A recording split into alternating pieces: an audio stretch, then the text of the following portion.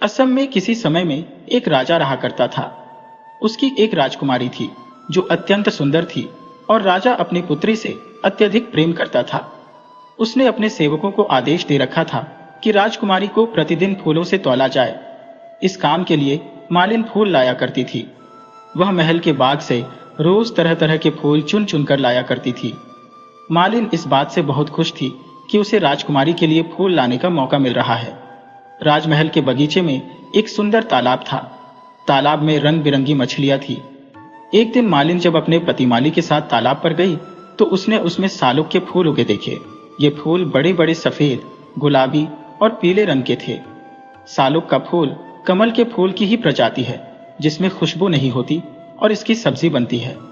उन फूलों में एक बहुत ही बड़ा फूल भी था जिसकी सुंदरता से मालिन अभिभूत हो गई और उसने सोचा कि इस फूल को तोड़ लिया जाए तो इसकी बहुत ही स्वादिष्ट सब्जी बन सकती है।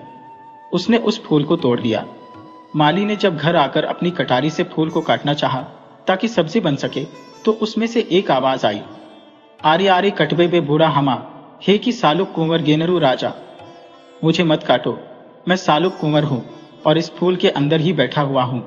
मुझे काटना है तो किनारों से काटो ताकि मैं बाहर आ सकूं।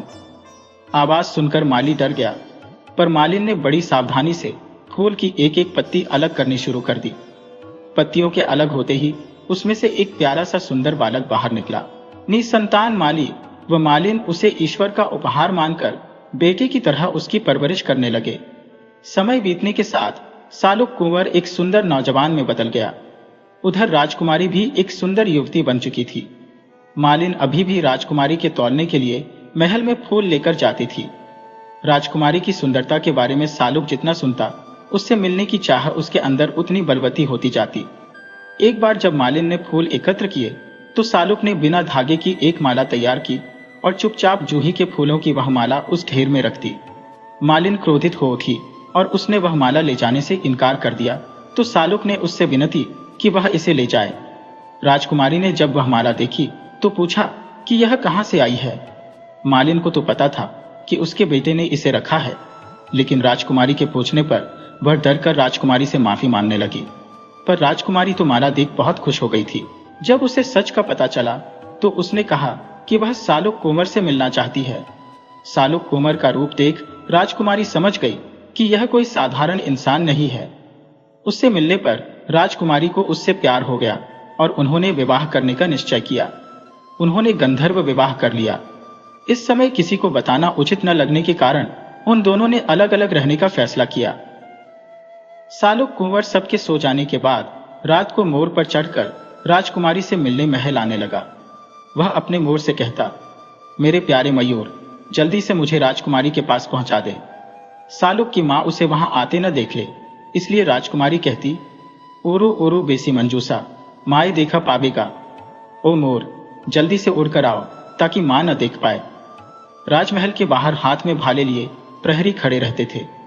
राजकुमारी गाना गाती, फिरा फिरा सोनिया मोड़ा, बाला में भंसावेगा। मेरे प्यारे सालुक कुंवर, जल्दी आ जाओ वरना भालों से तुम्हें छलनी कर दिया जाएगा। इसी तरह वे काफी समय तक मिलते रहे, लेकिन एक दिन सालुक को प्रहरियों ने देख लिया और उसे भालों से बींध दिया गया। राजकुमारी की लाख कोशिशों के बावजूद वह बच न सका। तब राजा को पता चला कि वह उसकी लाडली बेटी का पति था। राजकुमारी के दुख से व्यथित राजा ने सालुक की अंत्येष्टि का प्रबंध किया। लोग उसकी मृत देह को लेकर श्मशान की ओर जाने लगे। तभी वहां एक तोता उड़ता हुआ आया और उसने उसकी मृत देह पर भी अमृत जल छिड़क दिया। अमृत जल के छींके पड़ते ही सालुक जीवित हो उठा। राजा और राजकुमारी ही नहीं, बाकी लोगों की भी खुशी का ठिकाना न रहा। राजा ने राजकुमारी का विवाह सालुक के साथ करने का अपना निर्णय जब मालिन को सुनाया तो वह फूली न समाई। परंपरा अनुसार उन्होंने चढ़ावे के लिए मछली, मिठाइयां, दही और पान सुपारी ली। विवाह के दिन पुरोहित ने सालुक कुंवर और राजकुमारी के सिर पर आम के पत्ते से जल छिड़का। उनके माथे पर काला लेप लगाया गया। वर के शरीर पर चंदन का लेप किया गया और फिर उसे अंगूठी, कपड़े और दही उपहार स्वरूप दिए गए। फिर आम की लड़की की आग जलाई गई और सालुक कुंवर ने आग में चावल, घी और फूल समर्पित किए। पुजारी ने मंत्रों का उच्चारण किया और इस तरह उनका विवाह संपन्न हो गया। विवाह के बाद राजा ने सालुक को दरबार में एक महत्वपूर्ण पद दे दिया। राज दरबार के कई लोग उससे द्वेष रखने लगे। एक माली के बेटे को अपने बराबर सम्मान पाते देख उन्हें बहुत बुरा लगा और वे उसके खिलाफ षड्यंत्र रचने लगे। एक दिन राजा ने अपने सारे संबंधियों को शिकार पर चलने के लिए कहा, पर सालुक कुंवर को यह सोचकर आमंत्रित नहीं किया कि वह तो शिकार करना जानता ही ना होगा। राज दरबारियों ने भी राजा के कान भरे कि एक माली के बेटे में राजसी गुण कहां से आ सकते हैं। राजकुमारी व सालुक दोनों ही इस बात से बहुत आहत हुए, पर कुंवर ने राजकुमारी को समझाते हुए कहा, परेशान मत हो, मैं ही सबसे ज्यादा शिकार करके लौटूंगा। राजा ने नहीं बुलाया तो क्या, शिकार पर तो मैं जा ही सकता हूं। जो लोग सालुक को छोड़कर जंगल में चले गए, वे एक चिड़िया भी नहीं मार सके, लेकिन सालुक बहुत एकाग्रता से शिकार करने में जुट गया और उसने हिरणों का शिकार किया। वह ऐसा सबसे छिपकर कर रहा था। शिकार करने के बाद उसने एक साधु का वेश धारण किया और एक पेड़ के नीचे बैठ गया। राजा के कुछ संबंधियों ने जब एक साधु को तपस्या में लीन बैठे देखा तो वे उसके पास अपना भविष्य जानने की इच्छा से जुट गए। सालुक कुंवर ने उन सभी को एक एक मृत हिरण दिया और साथ ही उन लोगों की पीठ पर गरम चिलम से एक निशान बना दिया। उसके बाद वह साधु का वेश त्याग अपने असली रूप में उनसे जा मिला। सभी उसे देख मुंह बनाने लगे, जैसे उसका आना उन्हें अखर रहा हो। कुछ देर बाद जब सब भोजन करने बैठे तो उन्होंने सालुक को पानी लेने भेजा। वह जिस तालाब से पानी लेने गया था उस पर एक डायन का अधिकार था। डायन ने उसे पकड़ लिया और यह जानने के बाद कि वह राजा का दामाद है, उससे बोली कि राजा अगर मुझे 10,000 मुद्राएं देगा तो ही तुम्हें छोड़ूंगी। राजा तक जब यह खबर पहुंची तो उसने मना कर दिया, क्योंकि वह उसे पसंद नहीं करता था और चाहता था कि राजकुमारी की शादी किसी राजकुमार से हो जाए। सबको वापस महल में आया देख राजकुमारी ने सालुक कुंवर के बारे में पूछा। सुना सुना बाबा मोरा, सालुक कुंवर गेनरू राजा रही किता दुर्गा। हे पिता, मेरा सालुक कुंवर कितना दूर है? तो राजा ने कहा, सुना सुना बेटी मोरा, सालुक कुंवर गेनरू राजा जुया खेले पाशा खेले अरई बहुत दूर गा। हे मेरी बेटी, वह तो मजे से बैठा जुआ खेल रहा है और अभी तो वह बहुत दूर है, उसे आने में समय लगेगा। राजा की बात सुन राजकुमारी को विश्वास नहीं हुआ, क्योंकि वह अपने पति को अच्छे से जानती थी। उसने अपने 2 पालतू कुत्तों छनौरा और भनौरा को सालुक की खबर लेने भेजा। सालुक की गंध से कुत्तों को उसके बारे में पता चल गया और तब उन्होंने उसे डायन की कैद से छुड़ाने के लिए एक धोबी से मदद मांगी। धोबी ने एक बांसुरी खरीदी और उसे बजाते बजाते तालाब के आसपास घूमने लगा। बांसुरी की आवाज सुनकर डायन के बच्चे तालाब से बाहर निकल आए। धोबी बांसुरी बजाता गया और बच्चे उसके पीछे पीछे चलते जंगल तक आ गए। डायन उनके पीछे पीछे गई, पर वापस लौटने की राह नहीं ढूंढ सकी और सालुक कुंवर मौका मिलते ही कुत्तों के साथ वापस महल में पहुंच गया। राजकुमारी उसे देख बहुत खुश हो गई। सालुक ने सबको सच्चाई बताई। तब राजा को एहसास हुआ कि सालुक वास्तव में बहुत ही योग्य इंसान है। अपनी बात को सिद्ध करने के लिए उसने राजा को लोगों की पीठ पर पड़े निशानों को भी दिखाया और सब जान गए कि सारे शिकार उसने ही किए थे। राजा को अपनी भूल का एहसास हुआ और उसने उससे माफी मांगते हुए उसे अपना उत्तराधिकारी घोषित कर दिया।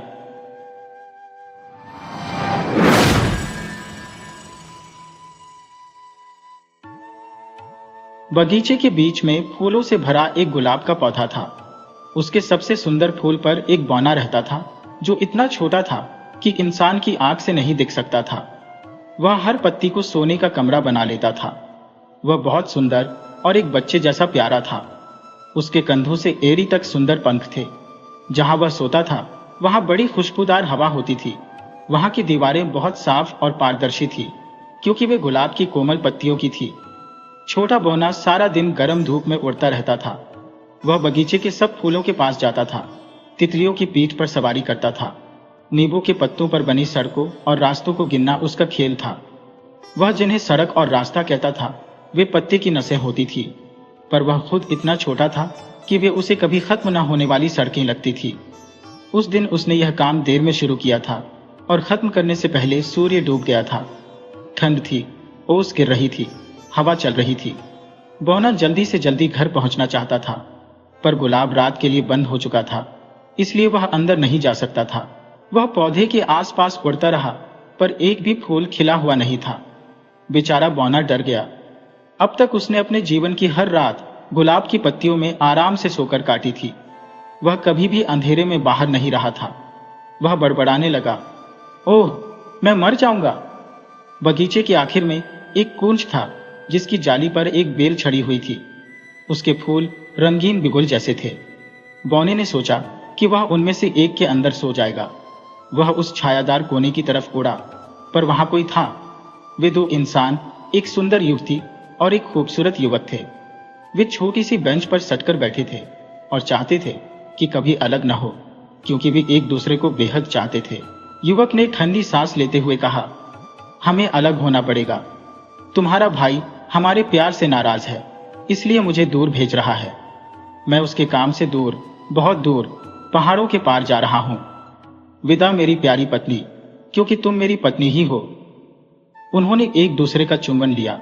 फिर युवती रोने लगी और उसने एक गुलाब तोड़ा, पर युवक को देने से पहले उसने इतने जोर से उसे चूमा कि फूल खिल गया।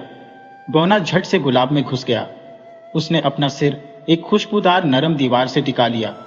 आखिर वह अंदर पहुंच गया था। गुलाब की पत्तियों के बीच से वह उन दोनों को एक दूसरे से विदा कहते सुन रहा था। युवक ने गुलाब अपनी छाती पर लगा लिया।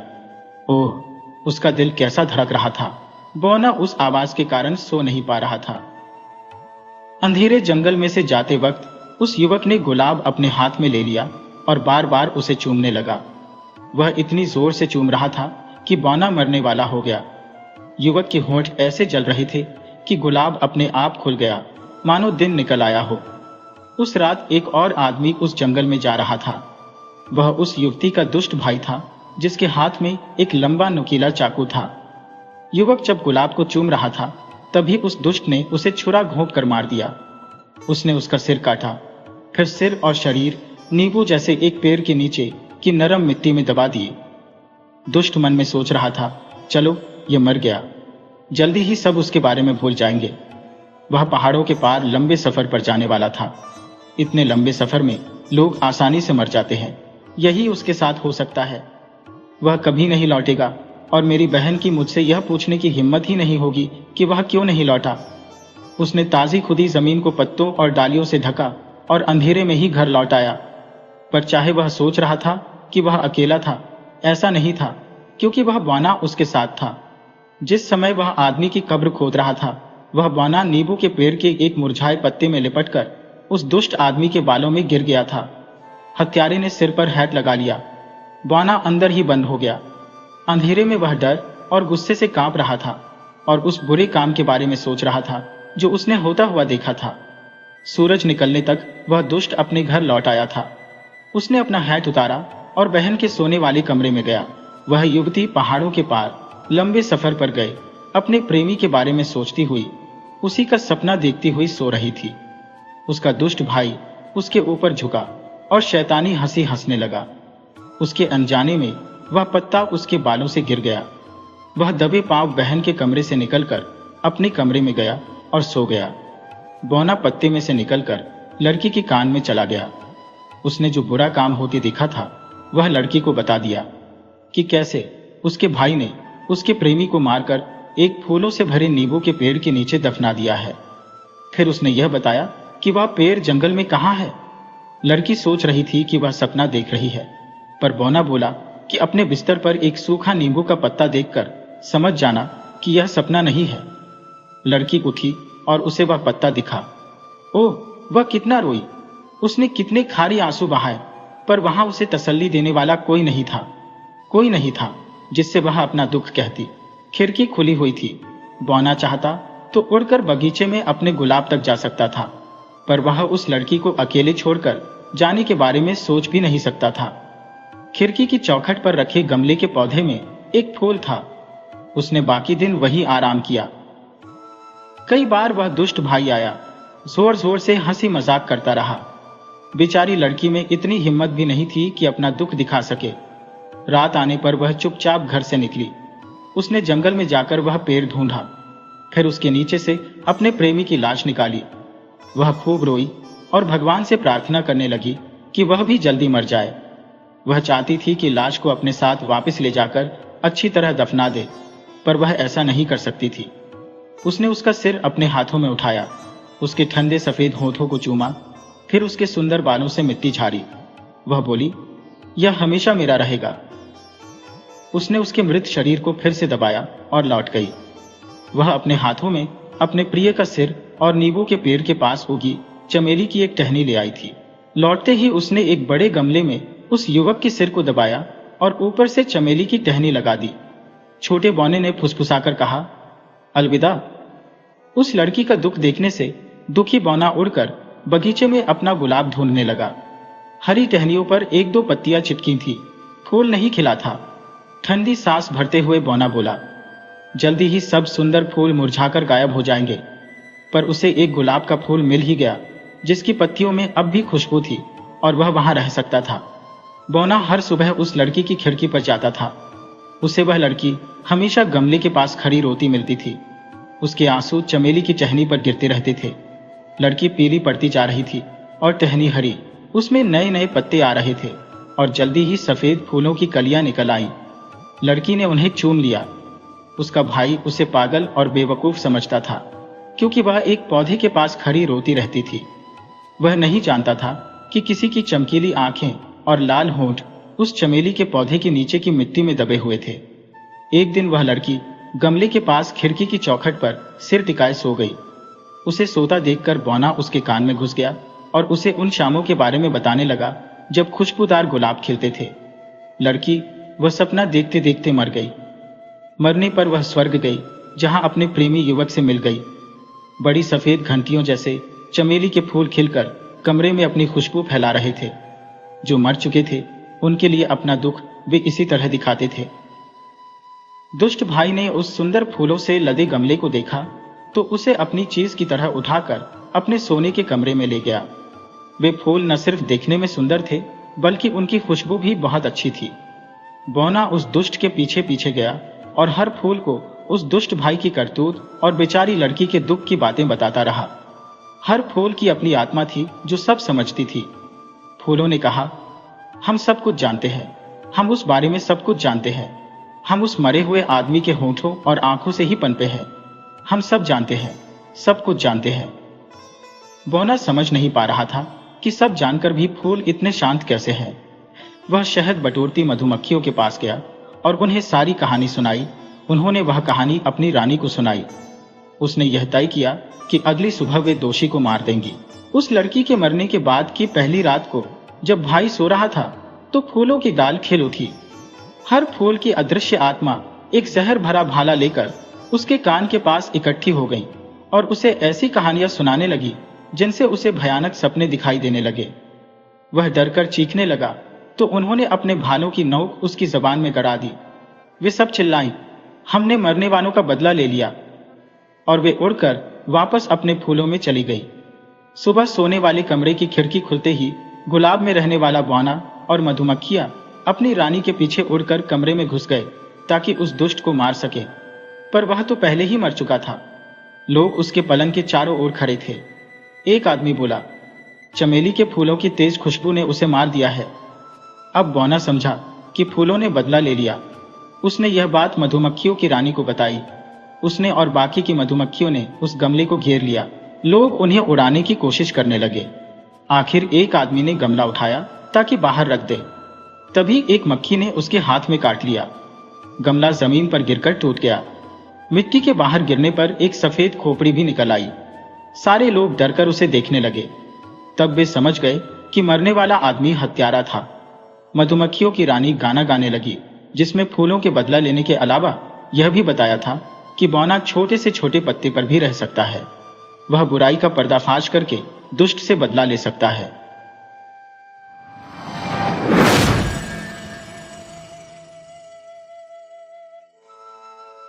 फ्रेडरिक नाम का एक आदमी था। उसकी पत्नी का नाम कैथरीन था। एक दिन फ्रेडरिक बोला, केट, मैं खेत में काम करने जा रहा हूं।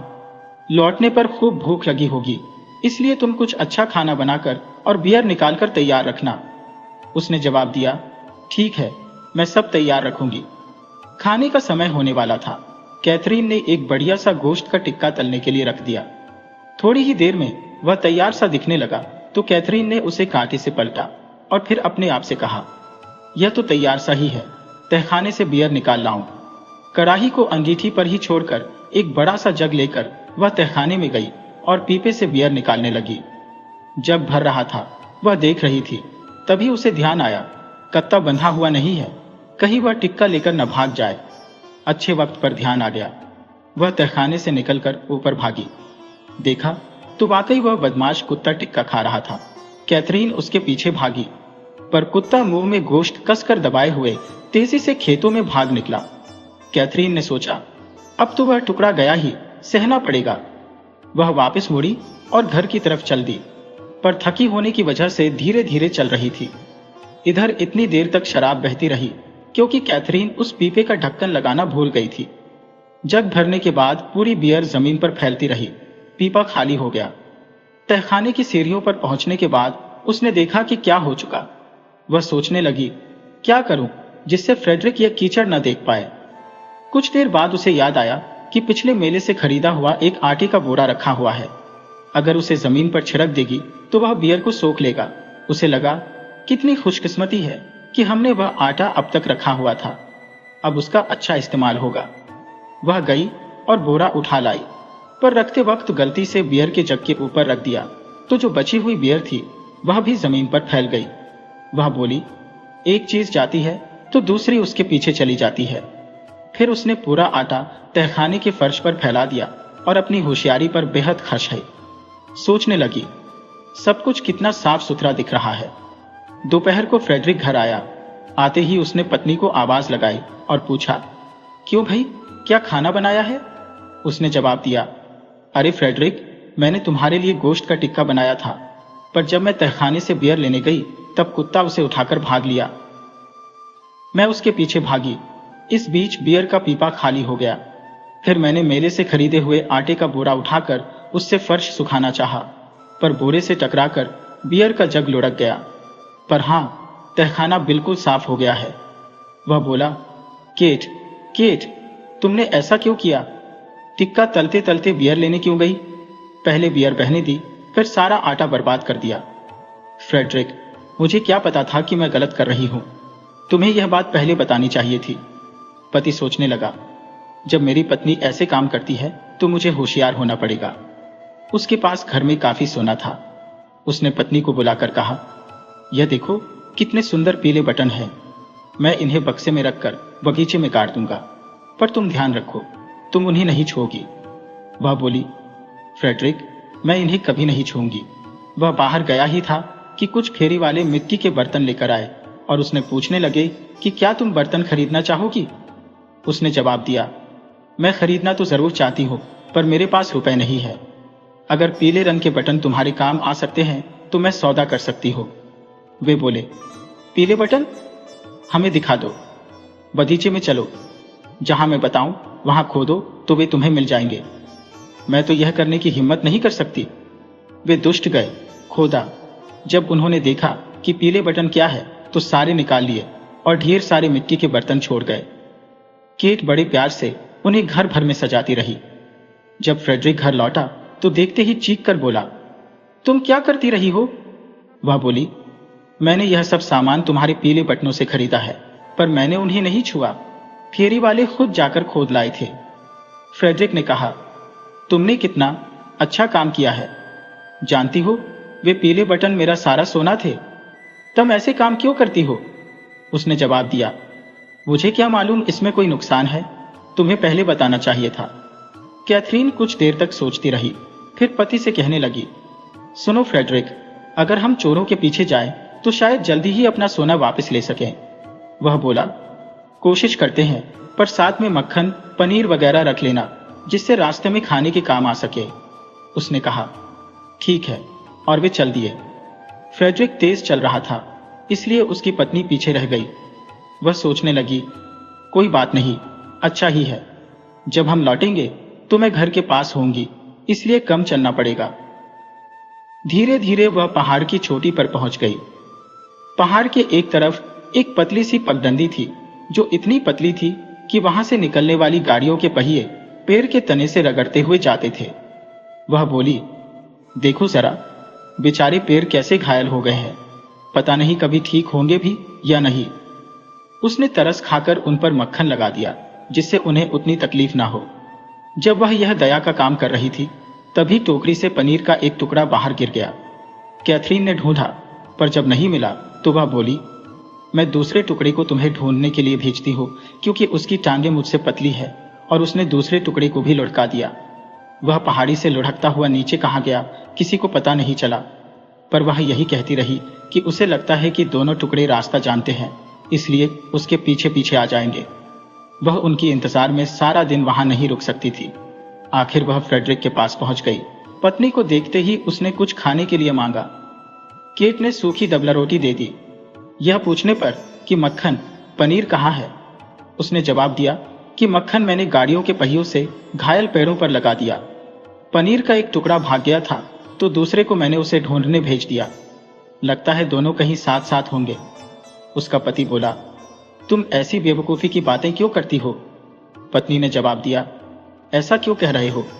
क्या तुमने मुझे ऐसा न करने को कहा था?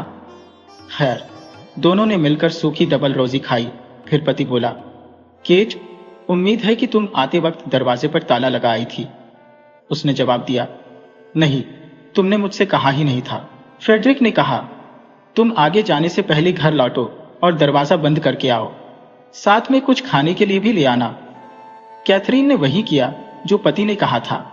जाते वक्त रास्ते में सोचती रही कि फ्रेडरिक कुछ खाने के लिए मांग रहे थे, पर मुझे लगता है उन्हें मक्खन, पनीर वगैरह का ज्यादा शौक नहीं है, बल्कि कई बार मैंने उन्हें मेवा और सिरका खाते पीते देखा है। मैं वही ले जाऊंगी। घर पहुंचकर उसने पीछे के दरवाजे की छिटकनी लगाई और बाहर के दरवाजे के कब्जे निकाल लिए, क्योंकि उसने सोचा कि फ्रेडरिक ने दरवाजे का ताला लगाने को कहा था, पर अगर इसे साथ ही ले जाऊं तो सबसे ज्यादा सुरक्षित रहेगा। यह सब करते करते उसे काफी देर हो गई। पति के पास पहुंचते ही वह चिल्लाकर बोली, देखो, मैं दरवाजा ही साथ ले आई। अब तुम जितना चाहो ध्यान रख सकते हो। फ्रेडरिक बोला, हे भगवान, मेरी पत्नी कितनी होशियार है। अरे, मैंने तुम्हें घर बंद करने के लिए भेजा और तुम दरवाजा ही उतार लाई, जिससे जो चाहे अंदर जाना आना कर सके। खैर, जब लेकर आई हो तो तुम ही इसे उठाओ। वह जवाब में बोली, ठीक है, दरवाजा तो मैं उठा लूंगी, पर साथ में मेवा और सिरका नहीं उठाऊंगी, नहीं तो वजन बढ़ जाएगा। हाँ, इन्हें दरवाजे के साथ बांध देती हूँ। फ्रेडरिक ने कोई ऐतराज नहीं किया और वे चोरों को ढूंढने के लिए जंगल में चले गए, पर उन्हें वे नहीं मिले। जब अंधेरा होने लगा, तब रात बिताने के लिए वे एक पेड़ पर चढ़ गए।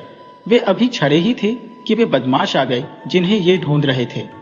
वे लोग सचमुच बड़े दुष्ट थे और चीज के खोने से पहले उसे ढूंढ निकालते थे। वे थके हुए थे, सो पेड़ के नीचे आकर बैठ गए। इसी पेड़ पर ऊपर पति पत्नी थे। बदमाशों ने आग जलाई। फ्रेडरिक दूसरी तरफ से उतरा और कुछ पत्थर बटोरकर वापस ऊपर आ गया। वे उन पत्थरों को चोरों के सिर पर फेंकते रहे, पर चोर बोले कि सुबह होने वाली है, इसलिए हवा से सेब गिर रहे हैं। कंधे पर दरवाजा रख रखे कैथरीन धकने लगी, पर उसे लगा कि वजन शायद मेवा का है।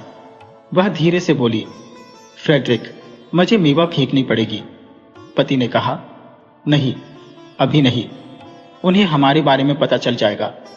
मैं कुछ नहीं कर सकती, इन्हें फेंकना ही होगा। अगर फेंकना ही है तो जल्दी से फेंको। डालियों में से होती हुई मेवा नीचे गिरने लगी। चोर बोले, ओले गिर रहे हैं। थोड़ी देर बाद कैथरीन को लगा दरवाजा अब भी भारी है। उसने पति से फुसफुसाकर कहा, मुझे सिरका भी फेंकना पड़ेगा। वह बोला, नहीं, हम पकड़े जाएंगे। वह कहने लगी, क्या करूं, फेंकना ही पड़ेगा, और गिरा दिया। चोर कहने लगे, ओह, कितनी ओस पड़ रही है। अब जाकर कैथरीन के दिमाग में आया कि यह तो दरवाजा ही भारी है। उसने पति से कहा, मुझे दरवाजा फेंकना पड़ेगा। वह खुशामद करता रहा, ऐसा मत करो, उन्हें हमारे बारे में पता चल जाएगा। पर उसने दरवाजा छोड़ दिया और वह जाकर चोरों पर जा गिरा। उनकी समझ में नहीं आया कि यह क्या हुआ। वे सारा सोना छोड़कर जितनी तेजी से भाग सकते थे भागे। जब फ्रेडरिक और कैथरीन पेड़ पर से नीचे उतरे तो उन्हें अपना सारा सोना मिल गया।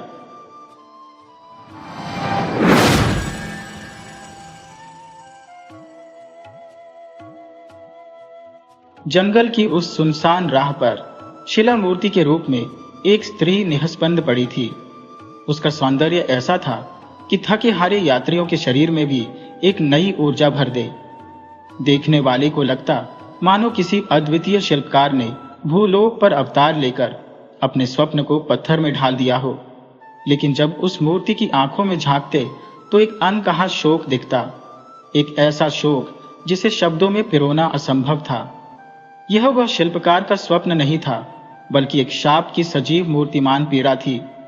वह अहिल्या थी जिसे इतिहास ने शापित कर दिया था। वह पत्थर बनकर प्रकृति की गोद में पड़ी थी। सूर्य की तपिश उसे छूती, ओस की बूंदें उसे भिगोती, वर्षा का जल उसे नहलाता और धूल उसे ढक लेती। कभी कभी चिड़िया उसके कंधों पर बैठती, फिर उड़ जाती। वह एक निःशब्द तपस्विनी की भांति सब सहती, अपनी निस्पंद आंखों से केवल देखती रहती। ये मात्र पत्थर नहीं था, एक जीवंत दुख का प्रमाण था। थोड़ी ही दूरी पर दीमक की एक बांबी थी। वही कहीं तपस्वी गौतम भी थे, निष्ठा में लीन, आत्म चैतन्य से रहित। प्रकृति ने उन्हें भी उसी तरह अपनाया था जैसे उसने अहिल्या को। वह जंगल, वह सन्नाटा, वह निःस्पंद तप, सब कुछ निर्लिप्त, तटस्थ। उनकी जीवन गाथा की प्रत्यक्ष गवाह रही उनकी झोपड़ी भी अब प्रकृति के पंचतत्वों में विलीन हो चुकी थी। बस कुछ अवशेष बचे थे, उनकी यादों की तरह, उनके हृदय के घावों की तरह। जो वहां से गुजरता वह केवल उस पीड़ा का अंश भर महसूस कर पाता। इसी तरह कई युग बीत गए। एक दिन प्रथम पहर में सूर्य की धूप कुछ तेज अवश्य थी, फिर भी लताओं की हरी छाया, मंद गति से प्रवाहित वायु, दुख भरे संसार में विश्वास देने वाले दर्शन की तरह शीतलता प्रदान कर रही थी। पुरुष सिंह की भांति विश्वामित्र अपने कर्म की सफलता पर मुग्ध होता चला आ रहा है। मारीच और सुबाहु का कहीं नाम नहीं, ताड़का नाम की क्रूरता नष्ट हो चुकी है। तपस्या और धार्मिक विचारों में लीन व्यक्तियों को परम संतोष देने का साधन वह बन सका, उसका उसे गर्व है। बार बार वह पीछे मुड़ता है। दृष्टि में कितना स्नेह है। दो बालक क्रीड़ा करते हुए चले आ रहे हैं। वे और कोई नहीं, राम लक्ष्मण ही है। राक्षसों के नाश का उद्घाटन कर उत्तरदायित्व को नहीं समझते हुए खेल रहे हैं। भागने से धूल उड़ती है, आगे लक्ष्मण भागता है, पीछा करने वाला राम है। धूल की परत शिला पर पड़ती है। विश्वामित्र उनके उत्साह का कारण जानने के लिए पीछे मुड़ते हैं, देखते रह जाते हैं। धूल की परत शिला पर पड़ती है। युगों पूर्व रुकी हृदय गति फिर चलने लगती है। जमा हुआ रक्त पुनः प्रवाहित होने लगता है। प्रतिमा में चेतना फैल जाती है, वह जीवित हो उठी है। अहिल्या आंखें खोलती है, प्रज्ञा लौट आती है। शाप मुक्ति, शाप मुक्ति। भगवान, यह कलंकित शरीर पवित्र हुआ। मुझे फिर नया जीवन देने वाला यह दैवी पुरुष कौन है? उसके चरणों की वंदना करती है। राम आश्चर्य से ऋषि की ओर देखते हैं। विश्वामित्र समझ गए, यह अहिल्या है, उस दिन इंद्र के छद्म वेश से छल्ली कलंकित कर लेने वाली स्त्री, गौतम की पत्नी। राम से सारी कथा कहते हैं। वह जो बांबी है, उसमें जाल में फंसी मकड़ी की तरह गौतम तपस्या में लीन है। देखो, वह स्वयं ही उठ गया है। तपस्या के बाद आंखें सान छड़ी तलवार सी तीखी हो गई है। शरीर का कायाकल्प हो गया है। पत्नी के कुकृत्य से अपने को मुक्त न कर पाने की विवशता में धीरे से चलता हुआ आता है। फिर वही दुख का जाल। शाप मुक्ति के बाद जीवन कैसा होगा, इस विषय में तो सोचा ही नहीं था। अब वह विशाल वलय की तरह उसके जीवन के चारों ओर घूम रहा है। उसका मन उद्वेलित हो उठा है। राम की शिक्षा धार्मिक आंखों से देखती है। सब कुछ स्पष्ट हो गया है, पर अनुभव जन्य नहीं। जीवन की उलझनों को सहजता से सुलझाने वाले वशिष्ठ के उपदेश, पर संकीर्णता का नाम नहीं। नई राह पर साहस के साथ चलने का साहस देने वाली शिक्षा। विश्व की रीति इतनी विपरीत क्यों है? मन और कारण, शक्ति की सावधानी के विपरीत जो घटना घट गई हो, उसके पात्र को दंड। मां कहते हुए उसके चरणों में राम गिर गए। दोनों ऋषि, एक ने साहस को ज्ञान बना लिया है, दूसरे ने स्नेह को धर्म का आधार बनाया है। बालक के विचारों पर मुग्ध होते हैं। कितना सहज, स्नेह सिक्त, किंतु साहसपूर्ण सत्य है। जिसने मन से विश्वासघात नहीं किया हो, उसे स्वीकार करना तुम्हारा धर्म है। विश्वामित्र ने धीमे से कहा। ठंडी हवा में उसके तर्क की करवाहट रसभेद उत्पन्न कर गई। गौतम, उसकी पत्नी और अवशेष उस स्थान से नहीं हटे। पहले निर्जीव पड़े स्थान पर जीवन आ गया। गति से दिशा देने वाली शक्तियां वहां से हट गईं। मिथिला, सायंकाल तक पहुंचना है। विवाह मंडप दोनों हाथ फैलाए पुकार रहा है।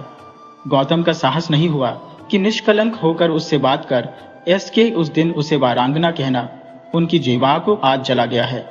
क्या बोले, कैसे बोले, क्या चाहिए? गौतम ने पूछा। सारा ज्ञान भावुकता में बहकर एक अर्थहीन वाक्य को उछालने लगा।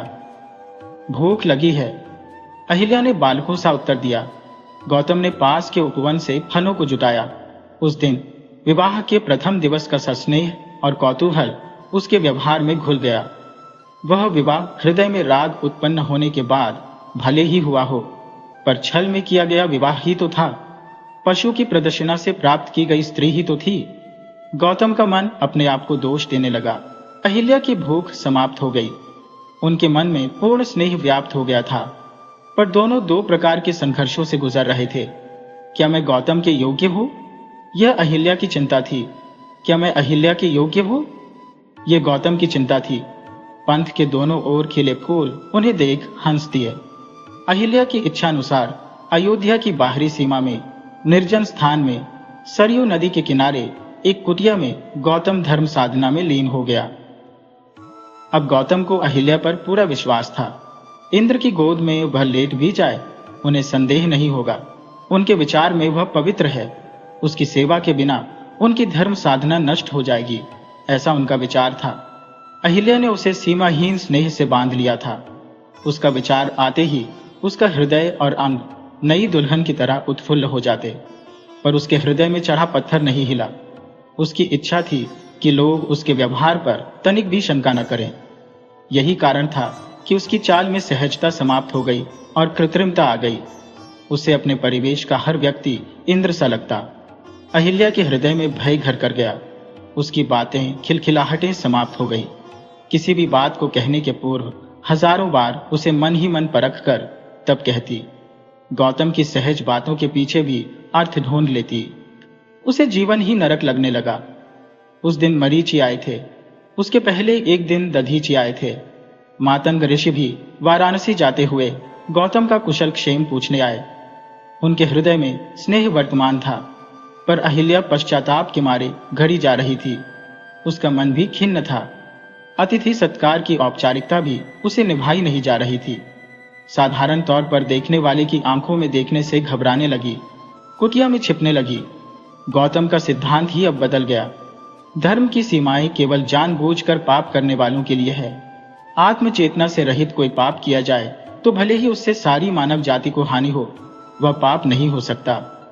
मन की इच्छा और उसकी प्रज्ञा से किया गया कार्य ही कलंकित होता है।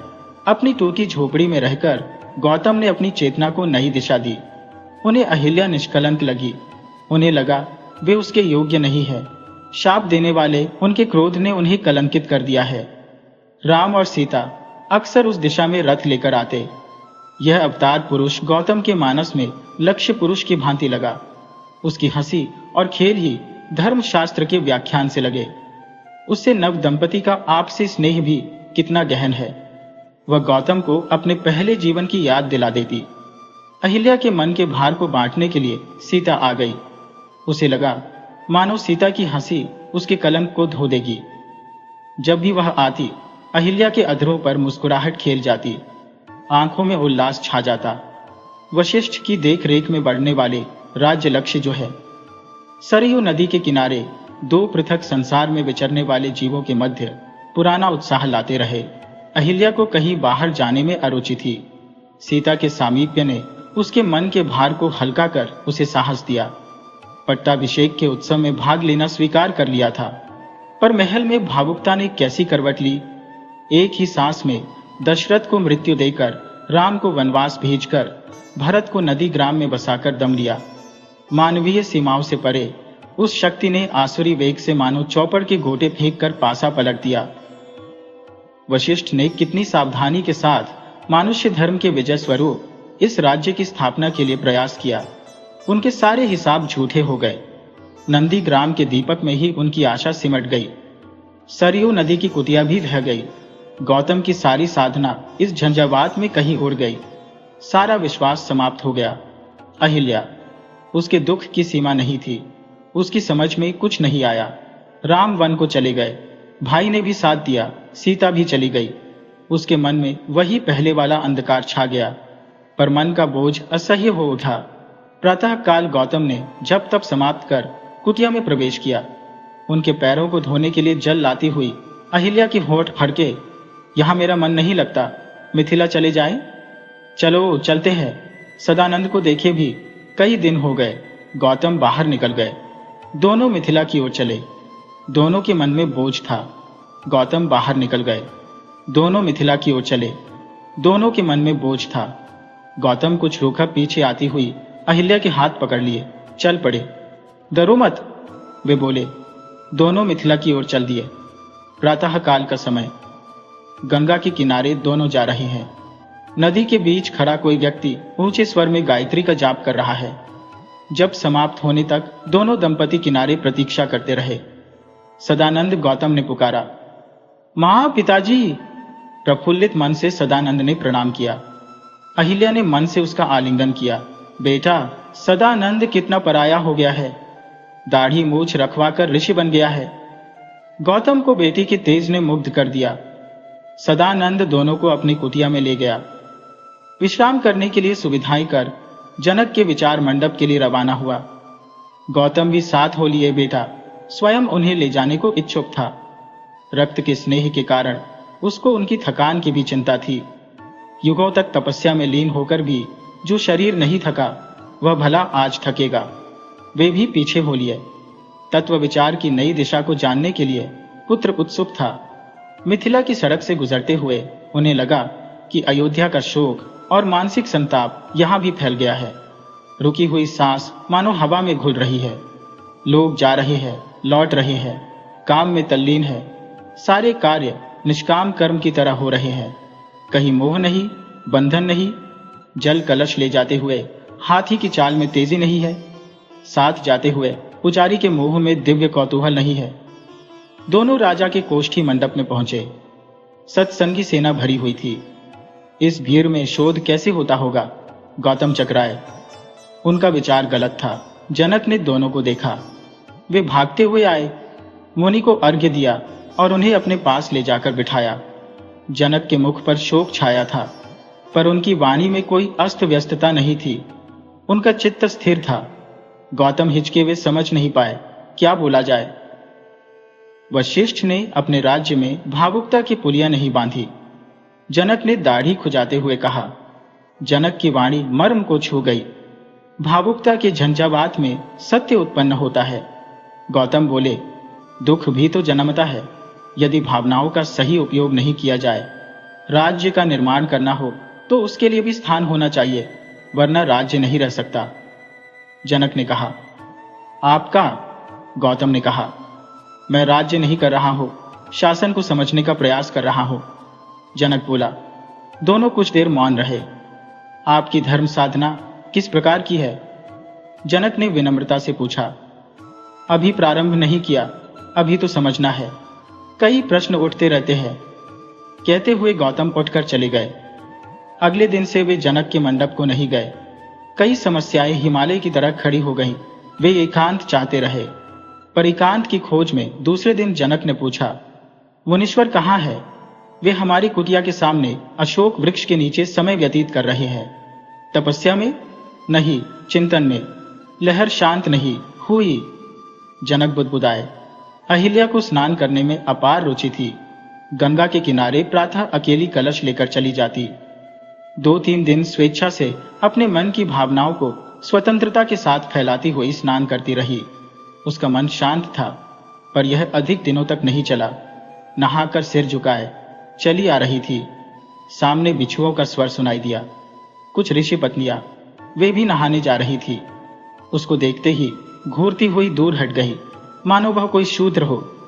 वही अहिल्या है। शब्द उसके कान में पड़े। गौतम के शाप से अधिक इन शब्दों ने दुख दिया। उसका हृदय श्मशान की तरह जलने लगा। चिंतन भटक गया। प्रभु, शाप मुक्ति मिलने के बाद भी पाप मुक्ति नहीं मिल सकती। वह सुबह उठी। यंत्र की तरह उसने गौतम और सदानंद को खिलाया। पुत्र भी पराया हो गया, पराये भी शत्रु बन चुके हैं। अब यहां रहकर क्या करना है? अहिल्या के मन में यही बात गूंजती रहती। गौतम बीच बीच में चैतन्य हुए व्यक्ति की तरह एक कौर खाकर चिंतन में लीन रहे। सदानंद इन दोनों के अवश मन के भोर से ऊब कर बोला, अत्रि मुनि जनक को देखने आए थे, अगस्त्य से मिलकर आ रहे हैं, मेरु की ओर जा रहे हैं। राम और सीता ने अगस्त्य के दर्शन किए हैं।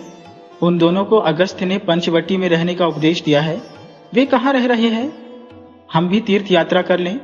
अहिल्या ने धीमे से पूछा। चले? हाथ झटक कर गौतम खड़े हो गए। अभी इसी समय? सदानंद ने पूछा। समय का कैसा विचार? कोने में रखे हुए कमंडल को उठाकर बाहर निकल गए। अहिल्या ने पीछा किया। सदानंद का मन तपने लगा। संध्या का समय, रेखाएं लीन हो गई। दो व्यक्ति सरयू के किनारे अयोध्या की ओर आ रहे थे। 14 वर्ष काल की गर्त में समा गए थे। सारे मुनिवरों के दर्शन वे कर चुके थे। सारे क्षेत्रों का दर्शन उन्होंने कर लिया था, पर मन को शांति नहीं मिली। मूर्ख की बुद्धि के परे, शंकर के चिंतन की तरह, लंगरों के चरणों के सामर्थ्य से परे कैलाश पर्वत के दर्शन उन्होंने किए। अपने दुखों के बोझ स्वरूप अविश्वास को रूप देने वाले स्थान को पार किया। अपने चित्त की भांति जलते ज्वालामुखी की प्रदक्षिणा की। अपने जीवन के ऊंच नीच को पार करते रहे। कुछ दिनों में राम लौट आएगा, अब जीवन का सूर्योदय होगा। उनके हृदय में आशा थी। वे पुनः उसी स्थान पर पहुंचे जहां 14 वर्ष पूर्व उनकी कुटिया बह गई थी। रातों रात गौतम ने उसे बनाया। प्रातः होते होते काम समाप्त हो गया। दोनों सरयू में स्नान करने निकले। अहिल्या पति की सेवा करती रही। दोनों का हृदय राम के स्वागत के लिए तैयार था, पर काल की सीमा मन से कभी बांधी जा सकती है। एक दिन अहिल्या प्रातः स्नान के लिए गई थी। उसके पहले कोई विधवा स्नान कर लौट रही थी। अहिल्या उसे पहचान नहीं पाई, पर सामने वाली स्त्री उसे पहचान गई। लगभग भागती हुई अहिल्या के चरणों में आकर गिर गई। देवी कैकेयी, अकेली परिजन परिवार से रहित तापसी। कलश को उतारकर उसे दोनों हाथों से उठा लिया। कैकेयी के कृत्य को वह समझ नहीं पाई। धर्मांधता में भरत ने मुझे अपने हृदय में स्थान देना अस्वीकार कर दिया है, कैकेयी ने कहा। स्वर में क्रोध नहीं, कठोरता नहीं। कैकेयी के विषय में कैसी कल्पना की थी, वास्तविकता कैसी है। आधार के लिए तरसती कैकेयी के दुख को अहिल्या ने अनुभव किया। दोनों हाथ थामे सरयू की ओर चल दी। भरत के धर्म वैराग्य का कारण कौन है? अहिल्या ने पूछा। उसके होठों के कोने में सहानुभूतिपूर्ण मुस्कान खेल गई। बच्चे के हाथ की अग्नि यदि नगर को जला दे तो बच्चे को मार डालना उचित होगा? कैकेयी ने पूछा। अहिल्या का विचार था कि बच्चे और अग्नि के मध्य सीमा होनी चाहिए। जलना तो जलना ही होता है ना? अहिल्या ने पूछा। जली हुई जगह को स्वच्छ किए बिना उसे समेटकर उसके पास बैठना कहां तक उचित है? कैकेयी का प्रश्न था। राख समेटने वाला तो 2-3 दिन में आ ही जाएगा। अहिल्या ने कहा। हां, कैकेयी ने कहा। उसके स्वर में परम तृप्ति थी। राम की प्रतीक्षा भरत नहीं कैकेयी कर रही है। दूसरे दिन जब वह अहिल्या से मिली, उसका मुंह सूना हो गया था। मन चिंतित था। गुप्तचरों को चारों दिशाओं में भेजकर देख लिया है, राम का कहीं पता नहीं लगा। 40 घंटे के भीतर कैसे आ जाएंगे? भरत प्रायोपवेश करेगा। अग्निकुंड के निर्माण की तैयारियां कर रहा है। भरत का अग्नि प्रवेश राज्य मोह के आरोप का प्रायश्चित है, कैकेयी की धारणा थी। कुछ रुककर वह बोली, मैं भी अग्नि प्रवेश कर जाऊंगी, पर एकांत में। उसका मन कठोर हो गया था। 14 वर्ष के बाद वही भावुकता का झंझावात। अयोध्या का शाप अभी पूर्ण नहीं हुआ। अहिल्या का मन डोलने लगा। उसे संदेह होने लगा कि यह उसके पैरों के पाप की छाया है। वशिष्ठ क्या उसे नहीं रोक सकते? अहिल्या ने पूछा। भरत धर्म को सुनता है, वशिष्ठ की बात नहीं मानेगा। कैकेयी बोली, मानव के अधीन जो धर्म नहीं है, यह मानव जाति का शत्रु है। अहिल्या बिफर पड़ी। शायद भरत उसके पति की बात मान ले, यह उसको आशा थी। कहीं पुनः अयोध्या में शोक की छाया न पड़ जाए, यह उसका भय है। गौतम मान गए, पर उनकी बातों का असर नहीं हुआ। भरत को संभाल लेने की इच्छा अग्नि की नहीं थी। हनुमान आए, अग्नि बुझ गई। दिशाओं का शोक हर्ष में परिवर्तित हो गया। धर्म नृत्य करने लगा। वशिष्ठ के होठों में हंसी खेल गई। उन्हें लगा 14 वर्ष पूर्व का उनका स्वप्न साकार हो जाएगा। गौतम उस हर्ष को देखकर लौट गए। अहिल्या यह सोचकर प्रसन्न होती रही कि राम और सीता उसे देखने आएंगे। स्वागत उत्सव की समाप्ति के बाद दोनों परिवार को छोड़ उन्हें देखने आए। रथ से उतरते राम के माथे पर अनुभव ने रेखाएं खींच दी थी। सीता का लावण्य अनुभव के कारण खिल गया था। दोनों के हास्य ने मोक्ष सा आनंद प्रदान किया। राम को लेकर गौतम बाहर टहलने निकल गए। अपने गर्भ से जन्मी पुत्री के वात्सल्य के साथ अहिल्या उसे भीतर ले गई। दोनों के चेहरों में मुस्कान थी। रावण द्वारा हरण, दुख, फिर मुक्ति, सीता ने सारी घटनाएं सुनाई। राम के पास लौट आने के बाद उसे अब दुख कहां, अग्नि प्रवेश की बात कही। अहिल्या तड़प उठी। उन्होंने कहा था क्या? तूने क्यों किया? उन्होंने आदेश दिया, मैंने प्रवेश किया। सीता ने शांत होकर उत्तर दिया। उसने आदेश दिया? अहिल्या चीख उठी। उनके मानस पटल में कन्नगी का उन्माद छा गया। अहिल्या के लिए एक न्याय, अपने लिए दूसरा न्याय। धोखा, यानी गौतम का शाप न्याय संगत था। दोनों मान रही। संसार को प्रमाण भी तो देना था। सीता धीमे से हंसी, मन को स्वीकार हो। पर्याप्त है। सत्य सारे विश्व को कैसे प्रमाणित किया जा सकता है? अहिल्या ने कहा। शब्द सूख गए। प्रमाणित कर देने पर वह सत्य हो जाएगा। यदि उसे मन स्वीकार न करे तब भी? रहने दो। लेकिन संसार क्या है? अहिल्या ने पूछा। बाहर आहट हुए। वे लोग लौट आए। सीता प्रासाद में लौटने के लिए बाहर आई। अहिल्या नहीं आई। राम का मन संतप्त हो गया। पैरों की धूल उन्हें जलती सी लगी। रथ चल पड़ा।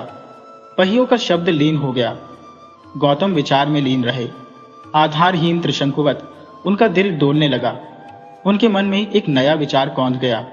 मन के बोझ को हटाकर पुराने बंधन को पुनः जीवित करने के लिए एक पुत्र क्यों नहीं प्राप्त किया जाए?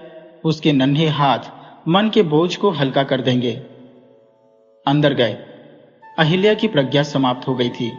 फिर से इंद्र का नाटक, भुला देने वाला वह नाटक उसके मानस पटल पर चल रहा था। गौतम ने उसका आलिंगन किया। गौतम उसे छद्मवेश में इंद्र ही लगे।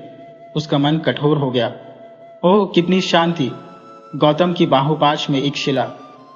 अहिल्या फिर से शिला बन गई। मन का बोझ हल्का हो गया।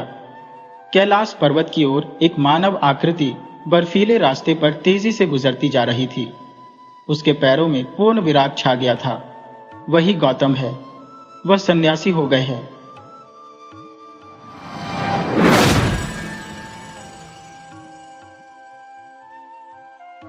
एक राजा और रानी एक सुदूर प्रदेश में राज्य करते थे। रानी बहुत ही दयालु और प्यारी थी और राज्य के सभी लोग उसका आदर करते थे। लेकिन रानी के जीवन में केवल एक दुविधा थी कि उसको संतान की इच्छा थी, लेकिन उसके कोई संतान नहीं थी। एक बार रानी सर्दियों के समय खिड़की के पास बैठकर स्वेटर बुन रही थी और उसी समय एक स्नो व्हाइट चिड़िया खिड़की के पास आकर बैठ गई, जिससे रानी का ध्यान भटक गया और उसकी उंगली में सुई चुभ गई। तभी रानी ने एक विश मांगी कि उसकी एक बहुत ही खूबसूरत बेटी हो और उसका चेहरा स्नो जैसा हो। वह बहुत सुंदर और परी की तरह खूबसूरत हो। काफी समय गुजर जाने के बाद रानी को एक बेटी पैदा हुई। वह बहुत खूबसूरत थी, जैसा उसने विश मांगी थी। वह बहुत सुंदर थी। रानी ने उसका नाम स्नो व्हाइट रखा। राज्य के सभी लोग बहुत खुश थे। स्नो व्हाइट की एक सौतेली माँ थी। उसकी सौतेली माँ स्नो व्हाइट को पसंद नहीं करती थी और उसे अपनी खूबसूरती पर भी घमंड था। स्नो व्हाइट की सौतेली माँ के पास एक जादुई आईना था। जादुई आईने से वह रोज पूछती थी कि इस दुनिया में सबसे ज्यादा खूबसूरत कौन है। इस पर आईना जवाब देता, आपके अलावा भला कौन हो सकता है। इससे रानी बहुत खुश हो जाती। दूसरी तरफ रानी राज्य के निर्णय भी लेने लगी थी, जिससे राज्य को बहुत नुकसान होने लगा। राज्य के नुकसान की भरपाई के लिए राजा को राज्य से बाहर जाना पड़ा और वह राजा के बाहर जाने पर अपनी मनमानी करने लगी। समय बहुत तेजी से बीत रहा था और अब स्नो व्हाइट एक खूबसूरत युवती हो गई थी।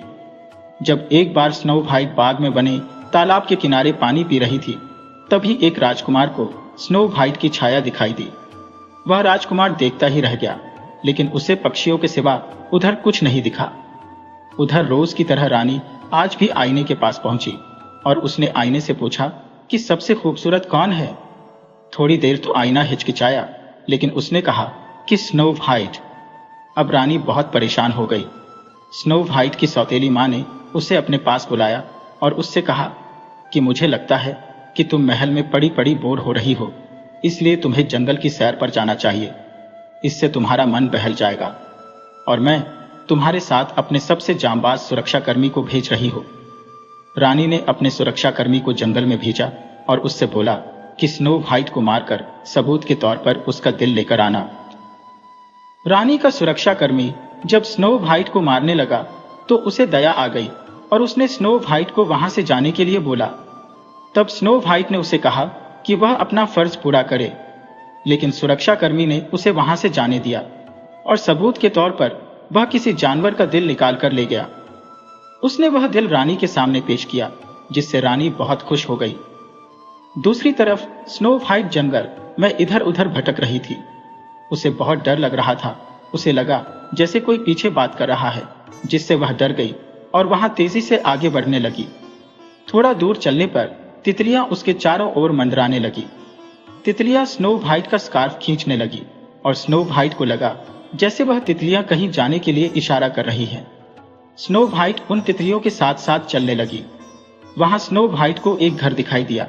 वह उस घर में चली गई। वहां उसने देखा कि एक मेज बिछी हुई है और उस पर 7 प्लेट लगी हुई है और उनमें स्वादिष्ट खाना लगा हुआ है और वहीं बगल वाले कमरे में 7 बिस्तर लगे हुए हैं। स्नो व्हाइट ने जी भर के उन प्लेटों में से खाना खाया। स्नो व्हाइट बहुत थक गई थी, इसलिए वह एक बिस्तर पर वहीं सो गई। वह घर 7 बौनों का था। वो बौने सोने की खुदाई करते थे।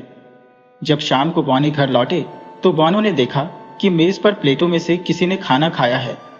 जब 7वें बौने ने अपने बिस्तर की तरफ गौर से देखा तो वहां पर एक लड़की एक बिस्तर पर सोई हुई थी। सभी बौने उसके बिस्तर की तरफ बढ़े। तब उन्होंने देखा कि वहां एक सुंदर लड़की सोए हुए है। बौनों ने उस लड़की को नहीं जगाया और वह वहीं उस लड़की को घेरते हुए सो गए। जब सुबह स्नो व्हाइट नींद से जगी तो बौनों को देखकर वह डर गई।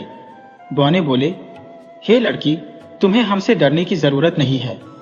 बौने स्नो व्हाइट के बारे में पूछा। तब स्नो व्हाइट ने अपनी पूरी व्यथा कह सुनाई। बौने बोले कि तुम यहाँ रह सकती हो, तुम्हें हमारे लिए खाना बनाना होगा, घर की साफ सफाई करनी होगी और हमारे बिस्तर लगाने होंगे। स्नो व्हाइट मान गई। बौने जब भी शाम को घर वापस आते तो घर को देखकर और अपने लिए खाना बना देखकर खुश हो जाते। दूसरी तरफ स्नो व्हाइट की सौतेली माँ ने जब आईने से पूछा कि सबसे सुंदर कौन है, तब आईने ने जवाब दिया, रानी, माफ करें, सबसे सुंदर तुम हो, लेकिन तुमसे भी सुंदर 7 बौनों के साथ पहाड़ों पर रहने वाली स्नो व्हाइट है। तब रानी को महसूस हुआ कि स्नो व्हाइट अभी जिंदा है।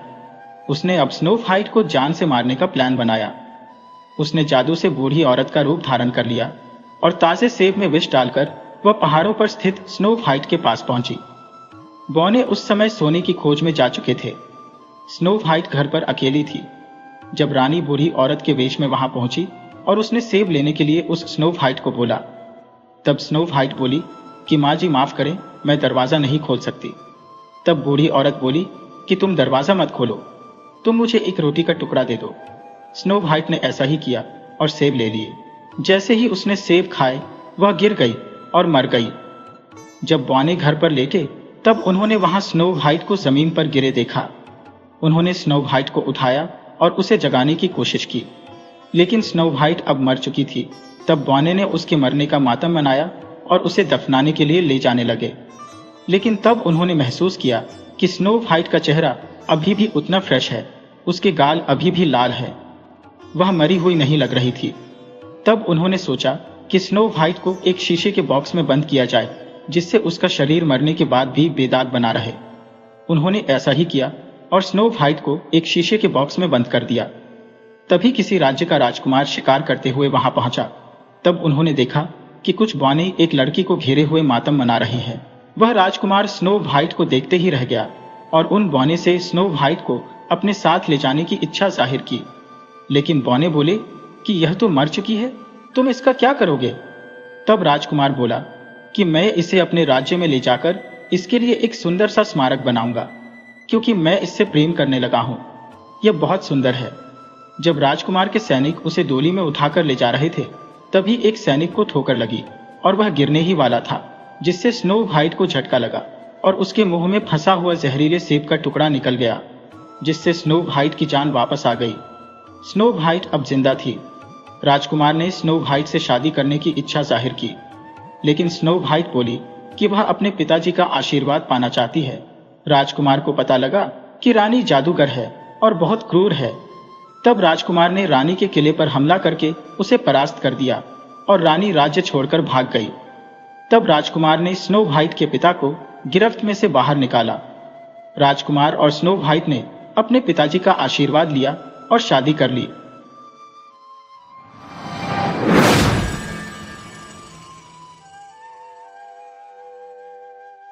एक गांव में जॉन और नैल नाम के पति पत्नी रहते थे। दोनों अपने जीवन में बहुत खुश थे। उन्हें बस एक ही कमी थी कि उनकी कोई संतान नहीं थी। नैल हर समय संतान की चाह में दुखी रहती थी। ऐसे में जॉन उसको दिलासा देता कि एक दिन भगवान उनकी ये कामना अवश्य पूरी करेगा। जॉन और नैल के घर के पास एक सुंदर बगीचा था। उस बगीचे के बीचों बीच एक दुष्ट बूढ़ी जादूगरनी हेल्गा का घर था। नैल अक्सर अपने घर की खिड़की से उस बगीचे में खिले सुंदर फूलों को निहारा करती थी। एक दिन नैल को पता चला कि वह गर्भवती है। उसने जब यह बात जॉन को बताई तो दोनों बहुत खुश हुए और ईश्वर को धन्यवाद दिया। उस दिन के बाद से जॉन नैल का ज्यादा ख्याल रखने लगा। वह उसकी हर इच्छा पूरी करता। एक दिन नैल अपने घर की खिड़की से जादूगरनी के बगीचे को देख रही थी। उस दिन उसे बगीचे में रियन पंजेल के पत्ते दिखाई पड़े। वे पत्ते हरे और ताजा थे, जिसे देख नैल को उसे खाने का मन हुआ। ऐसा माना जाता था कि रियन पंजेल के पत्ते खाने से गर्भवती स्त्री स्वस्थ और सुंदर बच्चे को जन्म देती है। नैल ने अपनी इच्छा जॉन को बताई और उसे उस बगीचे से रियन पंजेल के पत्ते तोड़कर लाने को कहा। जादूगरनी के डर से पहले तो जॉन हिचका, किंतु वह अपनी पत्नी की बात टाल न सका। जॉन उस बगीचे में घुस गया, किंतु जैसे ही उसने रियन पंजेल के पत्ते तोड़े, बूढ़ी जादूगरनी हेल्गा उसके सामने आ गई। वह उस पर बहुत क्रोधित थी। जॉन उसके सामने गिड़गिड़ाने लगा। उसने हेल्गा को बताया कि उसकी गर्भवती पत्नी रियन पंजेल के पत्ते खाना चाहती है और इसलिए वह इस बगीचे में आया है। हेल्गा ने उसे रियन पंजेल के पत्ते ले जाने दिए, लेकिन इस शर्त पर कि जब उसकी पत्नी बच्चे को जन्म देगी, उस दिन वह उसे बच्चे को ले जाएगी। डर के मारे जॉन ने उसकी ये शर्त मान की और रियन पंजेल के पत्ते लेकर घर आ गया। उस दिन के बाद से वह रोज हेल्गा जादूगरनी के बगीचे से रिया पंजेल के पत्ते तोड़कर अपनी पत्नी नैल के लिए लाने लगा। नैल उन पत्तों को बड़े ही चाव से खाती। कुछ महीनों बाद नैल ने एक बहुत सुंदर बच्ची को जन्म दिया। जैसे ही जादूगरनी को यह पता चला, अपनी शर्त के अनुसार वह उस बच्ची को लेने उनके घर पहुंच गई। अपना वचन निभाते हुए जॉन ने उसे वह बच्ची दे दी। नैल रोती रह गई। जादूगरनी हेल्गा ने उस बच्ची का नाम रियन पंजेल रखा। बड़ी होकर रियन पंजेल एक बहुत ही सुंदर लड़की बन गई। उसके 12 वर्ष के होने पर हेल्गा उसे मीनार पर ले गई और वहां बंद कर दिया। उस मीनार में न दरवाजा था न ही सीढ़ी। बहुत ऊंचाई पर एक छोटी सी खिड़की थी। रियन पंजेल के बाल लंबे और सुनहरे थे। जब भी हेल्गा को उससे मिलने होता, वो मीनार के नीचे से चिल्लाती, रियन पंजेल, अपने बाल छोड़ो। रियन पंजेल अपने लंबे बाल नीचे लटका देती और हेल्गा उसके सहारे चढ़कर मीनार की खिड़की तक पहुंच जाती। हेल्गा खाना और पानी देने दोपहर में रियन पंजेल के पास जाती थी। बाकी समय रियन पंजेल मीनार में अकेली रहती थी। रियन पंजेल को उस मीनार में रहते हुए कई साल बीत गए। मीनार में बंद रहकर वह बहुत दुखी थी। वह बाहर की दुनिया देखना चाहती थी। कई बार उसने बूढ़ी जादूगरनी हेल्गा से कहा, लेकिन हेल्गा उसे मीनार से बाहर ले जाने को तैयार नहीं हुई। रियन पंजेल की आवाज बहुत सुरीली थी। वह अक्सर मीनार की खिड़की पर बैठकर गाना गाया करती थी। एक दिन वह हमेशा की तरह मीनार की खिड़की में बैठी गाना गा रही थी। तब एक राजकुमार वहां से गुजरा। वह जंगल में शिकार के लिए आया हुआ था। सुरीली आवाज सुनकर वह मीनार की ओर गया, लेकिन उसके पास पहुंचते ही गाने की आवाज बंद हो गई और एक कर्कश आवाज उसके कानों में पड़ी, रियन पंजेल, अपने बाल छोड़ो। ये आवाज बूढ़ी जादूगरनी हेल्गा की थी। उसके ऐसा कहने के तुरंत बाद सुनहरे बाल नीचे आए और हेल्गा बाल पकड़कर मीनार के ऊपर चढ़ने लगी। यह देखकर राजकुमार दंग रह गया। वह यह सब एक पेड़ की ओट में छिपकर देख रहा था। हेल्गा के जाने के बाद उसके मन में सुनहरे बालों और सुरीली आवाज वाली लड़की को देखने की इच्छा जाग गई। वह मीनार के नीचे पहुंचा और चिल्लाया, रेयन पंचेल, अपने बाल छोड़ो। तुरंत ही सुनहरे बाल नीचे आए। राजकुमार उसे पकड़कर मीनार की खिड़की तक पहुंच गया। राजकुमार जब अंदर आया तो रेयन पंजेल घबरा गई, लेकिन राजकुमार ने उससे बहुत प्यार से बात की और रेयन पंजेल का सारा डर चला गया। राजकुमार के कहने पर उसने उसे गाना सुनाया। उस दिन के बाद से राजकुमार रोज रेयन पंजेल से मिलने आने लगा। राजकुमार को रेयन पंजेल से प्यार हो गया था।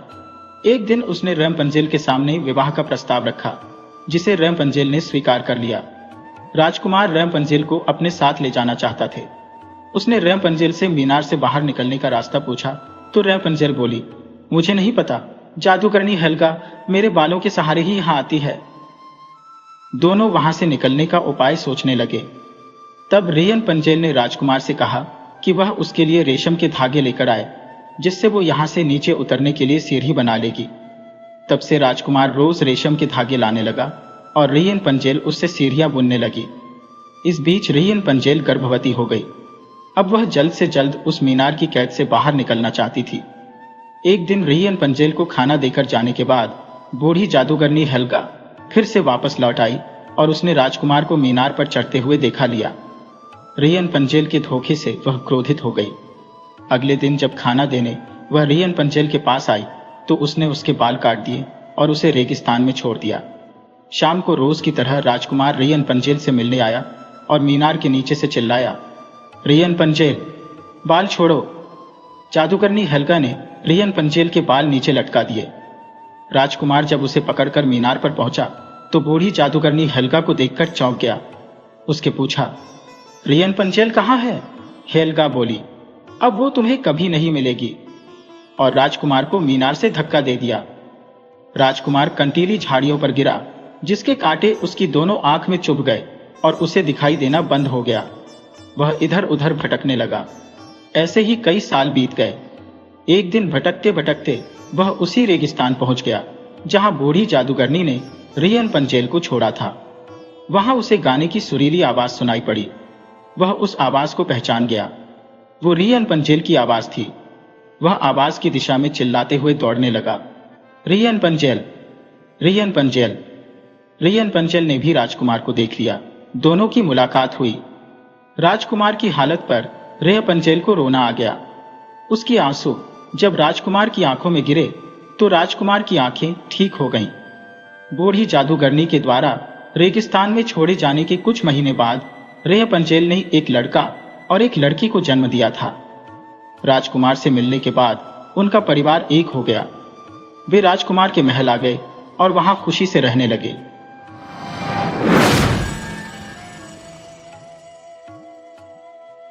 वीडियो अच्छी लगी हो तो इसे लाइक करें और ऐसी ही मज़ेदार कहानियों के लिए चैनल को सब्सक्राइब करें और बेल आइकन दबाएं। ज़्यादा से ज़्यादा अपने दोस्तों को शेयर करें। धन्यवाद।